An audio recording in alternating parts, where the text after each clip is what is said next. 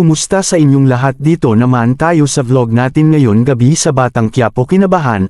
Unang-una sa lahat, ito ay teaser video lamang para ma-update sa Batang Quiapo. Huwag kalimutan subscribe at follow ang channel. Dito na nagkwentuhan sina Lucio Turco, Berting Supremo at sininang kung paano nangyari si Agustos pinapatay kayo. Dumating si General Pacheco Agustos sa hospital para dalawin si Amanda. Kinamusta ito?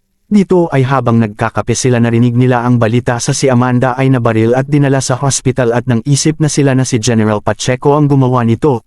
Nagising si Amanda, galit ito kay General Pacheco Agustos dahil sa pangyayari nito. Gusto maghigantay si Amanda kay Pacheco. Dito ay pinaplanuhan nila paano nila makuha si Amanda sa kamay ni Pacheco, kaya kanya-kanyang voluntaryo si Ninang at Lucio at Berting paano makapasok sa hospital. Dito si Alfred ay nagbigay ng pera sa magulang ni Monique na pambili ng damit at mag-shopping ito sa mall para maganda tingnan, kaya ito si Monique ay masaya ito lalo na sa magulang ito. Ito Olga ay nakita ang mga magulang ni Monique at kinabanahan ito sa pangyayari sa bahay dahil parang pasikip na nagmundo niya ito. Ayon sinabihan ni Monique na mag-shopping ito para pambili ng damit kasi nagbigay si Alfred ito.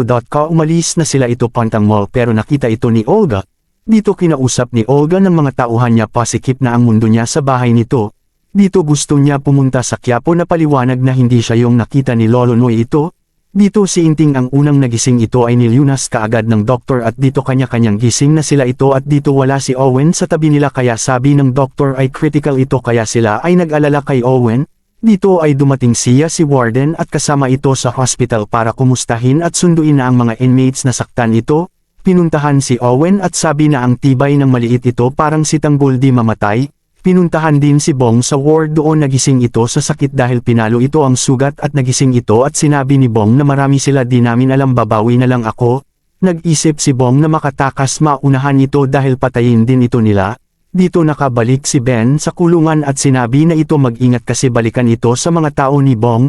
Dito ay nag-isip na rin ang mga kasama ni Bong na unahan sila. Tanggol ito, dahil sila ang papalit sa atin. Sinabi ni Tanggol kay Mayor na tatay ka na namin dito, tulungan mo kami dito dahil ayaw ko ng gulo sa buhay ko. Abangan bukas sa Batang Quiapo. Huwag kalimutan follow at subscribe para makakuha ng update sa Batang Quiapo. Salamat po.